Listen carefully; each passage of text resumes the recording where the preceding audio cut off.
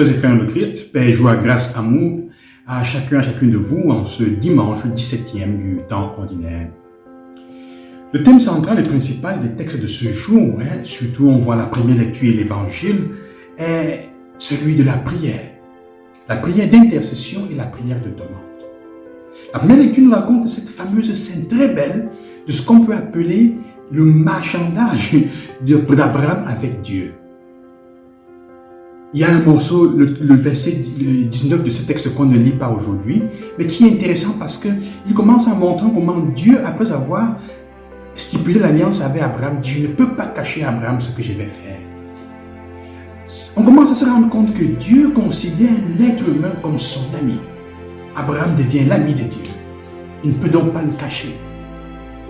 Et la situation d'Abraham, nous appelons une prière d'intercession en faveur d'une ville qui n'est même pas hébreu, une ville païenne, Sodome.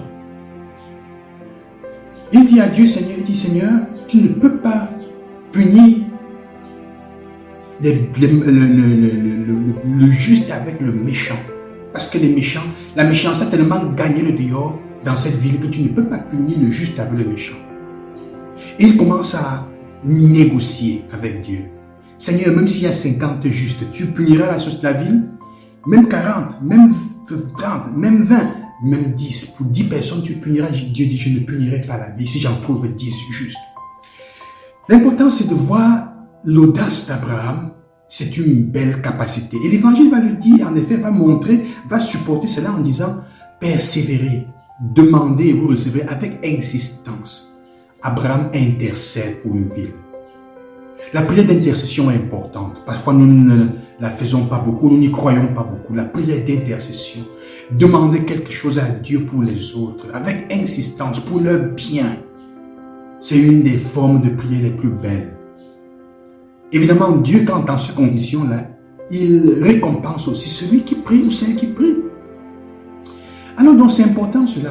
L'évangile va nous montrer, va continuer à nous insister. On dit que Jésus est en train de prier et ses disciples disent « Enseigne-nous à prier comme Jean-Baptiste l'a enseigné à ses disciples. » Jésus lui enseigne le Notre Père dans la version de Luc.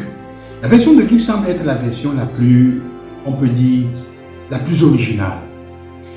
Et aussi, quand on regarde les paroles, on se rend compte que Jésus n'invente pas cette prière. En fait, il se sert de certaines petites prières prises dans certains livres de prière hébreu, juif, pour composer cette prière de Notre Père. Notre Père. La première partie, nous nous rendons compte qu'il prie Dieu Père, Notre Père. Il ne dit pas mon Père, Notre Père. C'est une chose qui nous implique et qui a des conséquences importantes pour nous. Parce que quand on dit notre, ça veut dire que je ne peux pas exclure les autres. Même ceux qui n'appartiennent pas à ma famille religieuse, qui n'appartiennent pas à ma religion. Et Abraham nous montre l'exemple d'Abraham qui intercède pour Sodome et Gomorrhe, et qui ne sont pas les villes amies. Il est notre Père. Ça veut dire que tu ne peux exclure personne de la paternité de Dieu. Ça veut dire que tu ne peux pas négliger les autres qui n'appartiennent pas, qui ne croient pas qui n'ont pas la même foi que toi. Quand tu dis notre, ça veut dire tous. Tu ne peux pas dire notre et exclure quelqu'un. On ne peut pas dire notre et exclure quelqu'un. C'est ça la beauté de notre foi. Que quand nous disons notre, nous devons traiter même ceux qui ne sont pas chrétiens, qui ne sont pas amis, qui ne sont pas, comme dirait Jésus, nos ennemis, comme fils et filles du même Père. C'est exigeant. Et il dit maintenant que ton règne vienne. Dans la deuxième partie, il y a toute une série de demandes. Donne-nous le pain quotidien, pardonne nos offenses, et surtout, le texte nous dit, fais que nous n'entrions pas dans la tentation. Fais que nous n'entrions pas dans la tentation. Ça serait la traduction hébraïque originale. Fais que nous n'entrions pas dans la tentation. Et la deuxième partie, en fait, est en train de dire, Seigneur, donne-nous les moyens nécessaires du pain et de l'amour pour pouvoir annoncer ton nom et ton règne. Ça, c'est pourquoi notre Père divisé, disons, d'une certaine manière, en deux parties. Donne-nous le pain quotidien, donne-nous la nourriture corporelle, donne-nous la nourriture de l'amour et donne-nous aussi les moyens pour ne pas, dans le combat spirituel, pour pouvoir être des témoins de ton nom et de ton règne. Quand nous demandons, en fait, le but de la prière, c'est quoi? C'est de nous rapprocher de Dieu. C'est pour ça que la première partie de notre prière est importante.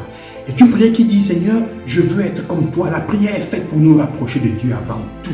Les demandes que nous faisons sont, quand nous demandons à Dieu, c'est parce que ce n'est que la conséquence du fait que nous sommes avec lui. Nous avons foi en lui. On ne peut pas demander vraiment à Dieu si on n'a pas foi, si on ne croit pas. C'est pour ça que, et le but de la prière, c'est d'abord pour être avec Dieu. C'est pour être les témoins de son nom. C'est pour être les témoins de son règne. Nous prions pour être avec Dieu avant tout. Les demandes viennent après. N'ayons pas peur de demander, c'est ce que Jésus veut dire. N'ayez pas peur de demander avec insistance, mais il faut demander bien. Parce que parfois nous demandons à Dieu des choses, entre guillemets, qu'il ne peut pas nous donner. Nous demandons à Dieu, parfois, de nous donner, je ne sais pas moi quoi, de nous éviter la souffrance. On lui demande des choses, quand à côté de nous, celui qui nous fait souffrir, c'est quelqu'un, c'est notre frère, notre soeur, qui décide de lui-même ou d'elle-même de nous faire souffrir, ou c'est nous-mêmes. On demande à Dieu d'arrêter la volonté de quelqu'un. Non. Demandons au Seigneur cette grâce. Donne-nous les moyens, Seigneur, de pouvoir vivre bien dans le quotidien, pour pouvoir être témoin de ton nom et de ton amour. C'est ça le sens, le but de la prière. Nous prions pour être témoins de l'amour de Dieu. Et donc tout ce que nous demandons est orienté et devrait être orienté à cela. C'est pour ça que si nous demandons des choses qui ne nous aident pas à raconter, à parler de l'amour de Dieu, à être intercesseurs pour nos frères et pour nos sœurs, pour qu'un monde nouveau naisse, il y a des fois où notre prière sera vaine. Parfois, notre prière, quand nous demandons, nous ne recevons pas parce que nous ne savons pas demander. Et demander dit la confiance et l'humilité. Quand nous ne demandons pas et nous avons peur de demander, on finit par arracher. On finit par devenir violent. On finit par penser qu'on peut récupérer de nous-mêmes. Et c'est pour ça que ceux qui ne savent pas demander, ceux qui ne savent pas se mettre humblement devant Dieu et demander avec insistance et avec humilité, finissent par devenir des personnes prétentieuses. C'est la même chose avec les enfants que nous avons à la maison. Quand vous n'enseignez pas un enfant à demander avec humilité, avec foi, et même à attendre avec patience, il finit par devenir prépotent. Il finit par vouloir prendre tout. Et il va devenir quelqu'un qui va être avec ses parents. Il n'arrivera jamais à être patient. Quand il va se grandir avec les femmes et avec les hommes, avec les personnes dehors, il pensera ou elle pensera que tout lui est dû. Il va devenir têtu et capricieux. Que le Seigneur vous accompagne donc dans ce processus, qu'il vous aide. Lui qui nous écoute toujours, avec Abraham, il dit, si vous priez bien, Dieu nous écoute toujours. Demandons avec insistance, il va nous donner. Loué soit Jésus-Christ, bonne semaine à chacun et chacune de vous, que Dieu vous bénisse, lui qui nous aide.